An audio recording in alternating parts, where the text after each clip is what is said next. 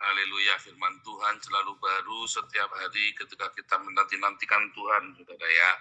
Saudara, ketika kita mendengar ya tuduhan-tuduhan dunia internasional ya bahwa Israel mencuri tanah Palestina, saudara ya. Bahkan PBB menuduh demikian ya, bahwa Israel mengokupasi tanah Palestina, saudara. Padahal mereka sendiri yang kasihkan tanahnya ke Israel, saudara ya. Aneh ya. Jadi lucu nih ya, sekarang ini dunia ini begitu mudahnya para birokrat-birokrat dunia ini ya disuap oleh Hamas dan Islam.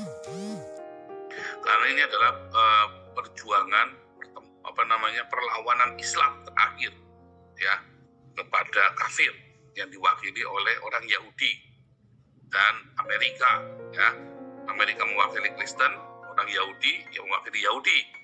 Nah, lalu bahkan Harvard, ya, Columbia University, terus MIT, ini sudah jadi sokok ya, presidennya ya. Terus PBB juga sama, ikut menuduh bahwa Israel mencuri tanah. Apakah Israel mencuri tanah? Enggak, waktu kan dikasih itu kan sudah ada perjanjiannya dengan PBB ya. Dan kemudian waktu mereka diserang, PBB juga diam saja, saudara. Tahun 48, 67, 73 mereka diserang, PBB diam saja, gak ikut campur. Jadi ketika mereka perang, terus dia ambil itu West Bank, itu bukan mencuri, itu haknya Israel, sudah bagus dikembaliin, saudara ya. Yang Sinai Peninsula sama Gaza dikembalikan kan sama Israel kan, Golan sama West Bank-nya, Golan gak dikembalikan, West Bank-nya separuh-separuh. Itu bukan mencuri, saudara. Mereka ditantang perang, ya kan, lempar dadu kan di meja kan. Apakah Indonesia dijajah? Tidak, karena raja-raja Islam Nusantara tantang perang sama Belanda sama VOC. Kalau kalah perang ya diambil semuanya, the winner takes it all kan. The winner takes it all, saudara. Ya gimana? Kamu sudah nantang perang, kamu nggak mau baik-baik kok. Serius, saudara ya. Hati-hati dengan tantangan-tantangan seperti itu. The winner takes it all, saudara. Jangan pernah main-main dengan tantangan-tantangan seperti itu ya, saudara ya. Termasuk menantang kehidupan. Termasuk nyumpahin orang. Ya. Saudara percaya nggak ada keberuntungan dalam hidup? Kalau saya percaya, saudara ya. Ada masa-masanya tentang keberuntungan. Oh, kita harus berjuang, Pak. Iya, saudara, ada orang yang berjuangnya sampai 100 kali, ya, pada akhirnya dia mendapatkannya. Ada orang yang tidak perlu berjuang dengan habis-habisan, melangkah sekali saja sudah dapat semuanya. Itu namanya keberuntungan, ya kan? Banyak orang yang ngarap-ngarap, berambisi, berebut sampai bacok-bacokan untuk mendapatkan uang Rp1.000, tapi banyak orang yang cuma duduk manis saja bisa dapat 1 miliar, saudara. Ya kan? Itu kan keberuntungan kan? Kita nggak bisa pungkiri ada keberuntungan. Nah, tetapi, saudara, ada orang yang menghargai keberuntungan, ada yang orang menyia-nyiakan keberuntungan itu. Itu namanya sial. Ya, orang sial itu bukan orang yang berusaha dengan keras untuk mencapai tujuannya, bukan. Orang sial itu adalah orang yang membuang keberuntungannya. Ya, orang yang menyia-nyiakan keberuntungannya. Berapa banyak? Saya pernah menyia-nyiakan keberuntungan saya. Ya, dengan apa? Dengan kesombongan. Nah, apakah Anda menyia-nyiakan keberuntungan Anda dengan kesombonganmu? Sebagian besar keberuntungan itu dibuang dengan kesombongan. Sama seperti Esau waktu dia menjual hak kesulungannya hanya dengan semangkuk kacang merah. Ya, dia meremehkan, dia pikir, kamu ini orang lemah. Nanti saya retuk kembali. Begitu sudah benar-benar diambil, konsisten Ishak, saudara. Begitu udah dikasih, dan udah saya kasih, nggak bisa ditarik kembali. Dia kaget. Kok nggak bisa? Ya nggak bisa. Emang cowok apaan? Tanya Ishak, ya kan, ke Esau. Tapi Ishak, kan kamu sudah bersumpah-sumpah juga ya, kamu perangkap dengan sumpahmu sendiri sehingga jalanmu ke sana.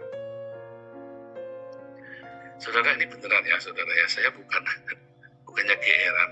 saya kan ngamatin. Orang-orang yang ngutukin saya itu pada habis semua ya saudara ya. Selama saya hidupnya benar, oke saya jangan belok. Orang ngutukin saya, orang bikin saya sial, orang bikin saya susah.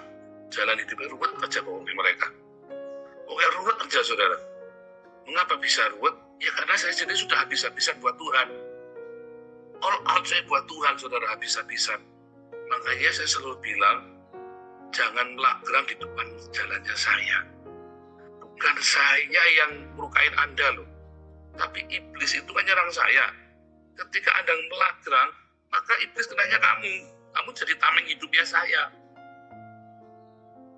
Ya kan? The winner takes it all. Sehingga saya yang menang. Sehingga saya mendapatkan banyak sekali keberuntungan. Ya kan? Dalam komunitas kita, di dalam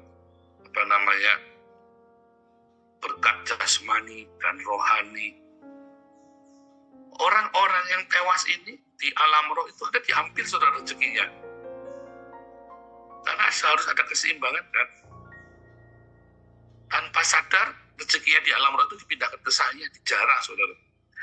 Menjarah. Ya, menjarah.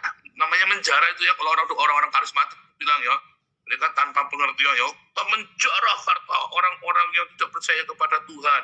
Mereka nggak ngerti, doanya kan begitu kan. Orang yang dengar menjarah gundulmu peang. Ada saudara tahu nggak itu orang gereja karismatik ada doa menjarah kekayaan harta bangsa-bangsa itu? Ya, langsung para pengusaha mikirnya apa tahun 98. Ini pendeta edan ngajari kayak 98 lah, lagi jarah-jarahan. Iya, saudara harus jelasin dari awal, nanti di kelas profetik saya jelaskan ya. Ketika orang berkonflik, yes, lalu yang satu meresponi dengan benar, yang satu meresponi dengan cara yang nggak benar, saudara. Maka rezeki orang yang meresponi nggak benar itu sudah dipindah kepada orang yang benar ini. Ya, ulangi ya. Ketika orang berkonflik, jedar. Yang meresponi dengan tidak benar, maka rezekinya diambil dipindah ke yang benar ini. Ya, itu nanti ya, itu ada menjarah kekayaan bangsa-bangsa. Nah itu ya, yang disebut dengan menjarah kekayaan bangsa-bangsa. Jadi setiap kali Anda berkonflik dengan orang, kamu harus punya sikap yang benar, hati yang benar. Nanti rezekimu tidak akan hilang, saudara. Justru semua orang yang berkonflik denganmu itu rezekinya akan dipindah ke kamu, saudara. Iya, karena kamu yang menang. Di dalam alam roh, kamu yang menang. Wah, mau jadi percaya tuyul tahayul.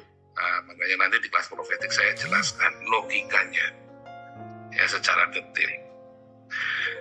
Tetapi yang sederhana, saudara ya, orang berkonflik, dunia nonton, saudara.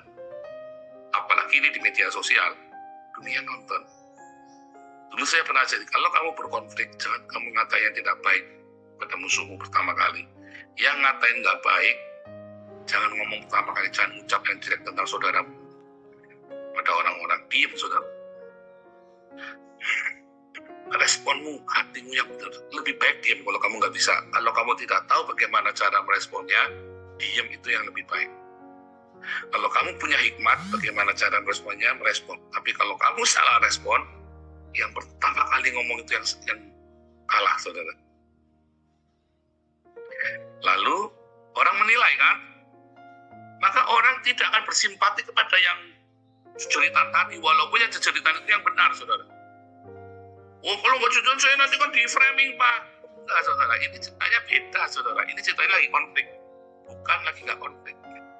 Ya, seperti Israel dengan Hamas.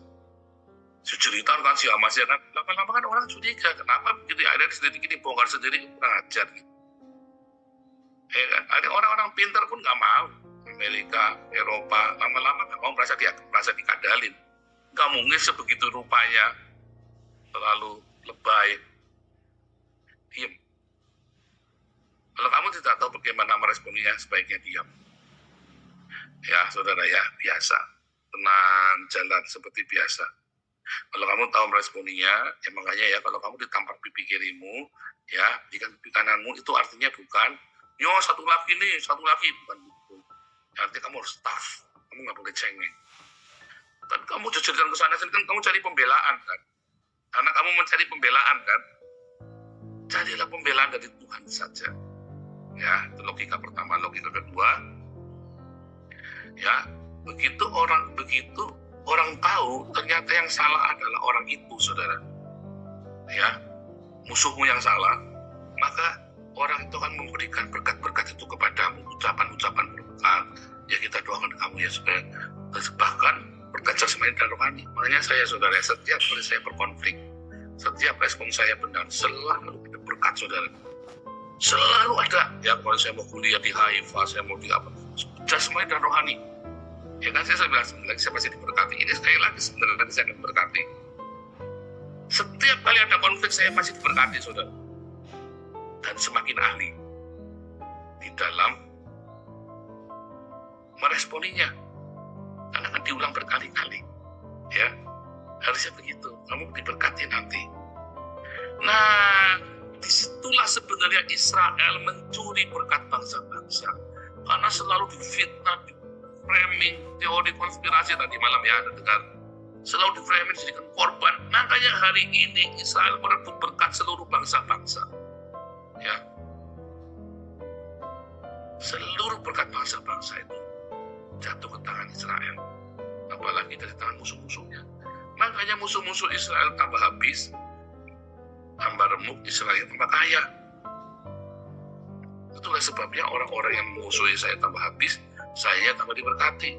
Karena saya selalu berusaha merespon dengan benar. Jangan khawatir berkonflik dengan saya tidak akan jelek-jelekan Anda, saudara. Jangan khawatir berkonflik dengan saya tidak akan jelek-jelekan, tidak akan busuk-busukin kalian kepada orang-orang. Prinsip saya, kalau saya bisa jadi berkat buat kamu, mengapa saya harus jadi laknat buat kamu? Saya bukan orang yang kalau saya nggak dapat, kamu juga nggak boleh dapat. Nah, saudara, kalau saya bisa jadi berkat buat kamu, makanya saya nggak pernah, ya orang ambil orang Islam, orang Kristen ngambil dari YouTube-nya saya ya. Wah, mereka kadang-kadang viewernya di saya cuma 50.000, mereka sudah 300.000 ya. Kayak sukacita, hati gembira itu ya, semangat lapang, kalian banyak. Saya senang, saudara ya.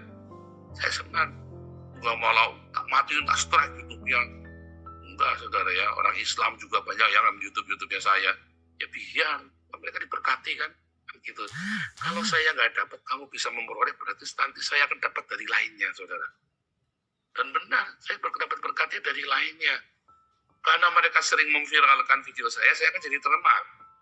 Itu berkat buat saya. Yang mereka nggak sadari dan saya dulu nggak ngerti. Ya kan? Makanya akhirnya orang banyak mengenal saya dari YouTube-nya mereka ini. Ada orang yang begitu nama Joseph Paulusan sudah anti pendeta-pendeta, tapi mereka nonton hati gembira, dapur sukacita, suara sangkakala, LTOM, satu teropong, semat lapak, mun pagi. Mereka masuk, lalu mereka masuk. Pavel dia suka potong-potong video saya juga, ya kan? Gitu, saudara ya. Jadi kalau hatimu benar, dasarnya hatimu benar. Tadi malam saya satu terakhir ya, dasarnya hatimu benar, maka semua buahnya akan benar juga, dan orang-orang yang beserta kamu itu nanti akan dibenarkan juga. Kalau hati kamu sudah busuk, ya kamu akan mengeluarkan hal-hal yang busuk, orang-orang yang bersama kamu juga busuk juga. Ya kan? Gitu ya. Dari situlah kekayaan bangsa-bangsa datang kepadamu. Ya, nanti lebih detailnya di kelas profet.